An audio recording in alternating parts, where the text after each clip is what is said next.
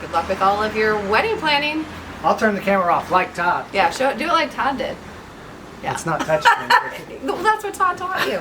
It's not touchscreen. Just confirm it. You need to Google more. I'm Tracy, and I'm back here with my fiance, Greg. We've been doing these videos each week to kind of share the wedding planning process during COVID, but Greg hasn't been in all of them, and people are like, well, poor Greg. That's right, Tracy. So we're back, and we thought this was a good check-in to be able to share with you some of the things that are going on around us and around other folks as well. As we've had several friends postponing their weddings just in the last couple of weeks. A lot of folks have been postponing, so we wanted to kind of address that. So we had to postpone ours. We were supposed to get married June 13th, but instead we knew everyone had that date open, so we decided to have a practice wedding reception, and it turns out we didn't really need any practice to be able to throw a party because we do that pretty well. We were good at that. Got that part down pat. So, but while we were at the party, and we really were, practicing, as you know, we had our cake maker was there. She did a test cake for us. Our photographer Todd, who you've met, they were all there, and we wanted to be able to kind of just thank everybody. And so, while Greg was giving the speech, that's when I realized we're very different. That's right, Tracy. So, while I was super excited to spend the evening or the afternoon with Tracy, I started to realize after all these videos and conversations that Tracy and I've had that our wedding has started to become about our collective friends' wedding day. And so by that I mean we have a photographer that is on our friend list, somebody that's making our cake from our friend list, others that are helping with catering. We have musicians on our friend list. So I started to realize that our wedding day was starting to become about our collective friend group and having it be all about our day. So while I started to get a little emotional and excited about all the people that had made the trip and were able to come down and spend the afternoon and evening with us, I started to get a little emotional, and that's when Tracy jumped in with her very regimented business. Let's do this thing. Let's do the damn thing. Yeah, he was giving a great speech, and I was so proud of him, and I was really listening, and I was like, this is so great, because that's not me. And as he was thanking people, I was like, yeah, check that. Yes, Katie Hacker. And so it really, do you feel like it took away from what you were trying to say? When it didn't take anything away from it. It just made it even more fun to watch it the next day. Yes, thank you, Eva, for sending that video. So anyway, what I want to just focus on because of that is, again, we've had a couple of people. We had about 8 weddings we were supposed to go to this year, and I think we're down to about 4. And recently 2 people just moved theirs as well. So it really kind of hit us that now we're like, wow, those people were in October. Should we be moving ours in September?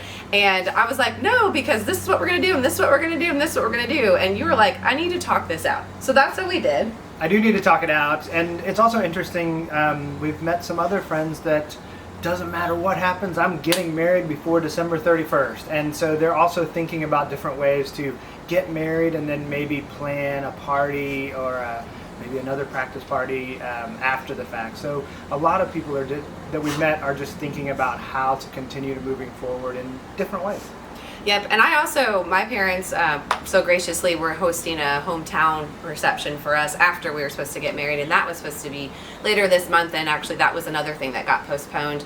We just decided that it probably wasn't best for us to do that, to be able to go back to Illinois and celebrate. So it turned out that it was supposed to be a post reception, and then my mom was like, okay, well, now that you had to move to September, let's have it be an engagement party. And now we don't know what it's going to be, but we appreciate the gesture, but again, we just had to talk through everything, and I was just like, it's going to be fine. And so for the emotional side, definitely make sure that you're talking through if you guys do have different personalities, or we're going to be bringing on one of our next guests from the wedding. She's a mental health expert, and she's been helping us to be able to kind of mourn the wedding that we thought we were going to have, and so we can then go ahead and move forward. And that's Courtney, and she's going to be one of our guests coming up. But that's what you want to be able to do, is make sure that you're talking through it the way that each person deals with things. So like for me, it's just like, let's get an action plan together and we got this. So that's what I want to share with you. If you want to share some of your mental things, or let Courtney do it. No, I think Courtney's going to be a good guest, because for me, Tracy has been such a beacon of hope and light during everything that's been going on. and she's like, let's have this action plan. Let's figure out what tomorrow brings. And me, I've been more so, I would like another glass of bourbon and let me be pissed off for the evening. So I'm so happy to have her with me, and because I don't think that I would be doing all of this by myself, or at least grappling as well as we are, or as well as she is. Yeah, and when he has a couple of bourbons, then he thinks my ideas are really, really great. Good. So maybe we will have that tailgate on a tour bus after all. That's right, Tracy. But I do, again, that first tip is just making sure that you guys are communicating and really everyone feels really great. But for me, like you said, on that business side, we were talking to actually a friend's daughter-in-law, future daughter-in-law, and she had to uninvite some people and just say, look, our capacity is now down to 100. I know we have 150 RSVP'd. How do I politely uninvite people? And that's just what you have to do.